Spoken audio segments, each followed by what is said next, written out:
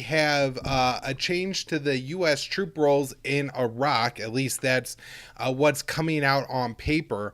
On Monday, President Biden and Iraqi President, or Prime Minister, excuse me, Kadami, agreed that the U.S. Combat mission in Iraq will be over by the end of the year, but U.S. troops would remain in the country in an advisory role.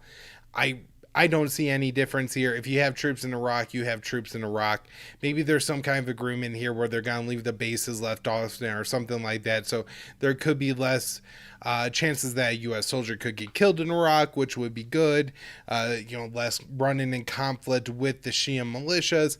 But at the same time, the U.S. troops, 2,500 of them, will remain targets in Iraq for any number of groups or people in the Middle East who will want to exact revenge on the U.S.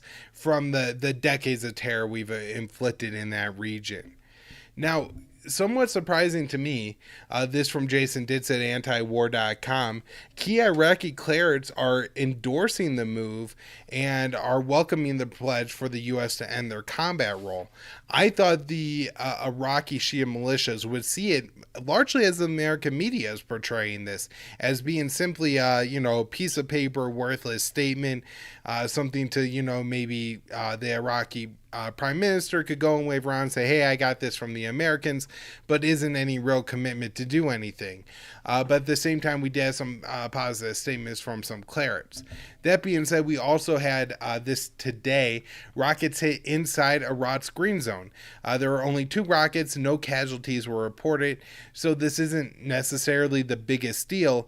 But if rockets are being fired into the green zone, it's potentially that this was Shia militias and that they were carrying this out because being unhappy with American forces still being in Iraq. And the change not being enough. The other issue with the change in the troops is that it's apparently not going to happen until the end of the year, and so there's a lot of times for things to change in Iraq to change what the U.S. role of troops will be in that country, including a coming election in October, or maybe not. This Jason Ditz at antiwar.com. Iraq's October election faces boycotts over corruption, security woes. Iraq is facing an important election in October, but the legitimacy of that election could be in question, with parties pulling out over concerns about the process.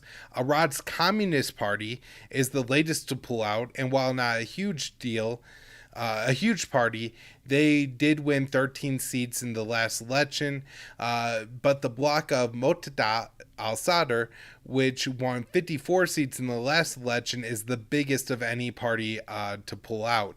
And so, if more people pull out of the election, it's going to be seen as illegitimate. That'll likely only exacerbate Iraq's political chaos. We had drones hit, or at least according to Iraqi paramilitary. This is one of the popular mobilization forces, a Shia military militia in Iraq. Says that it was targeted with drones at one of its ammunition stores. No reports of casualties or if anybody died. Not clear on who carried out this attack, but these are the kind of attacks that have led to escalation cycles in the past in Iraq.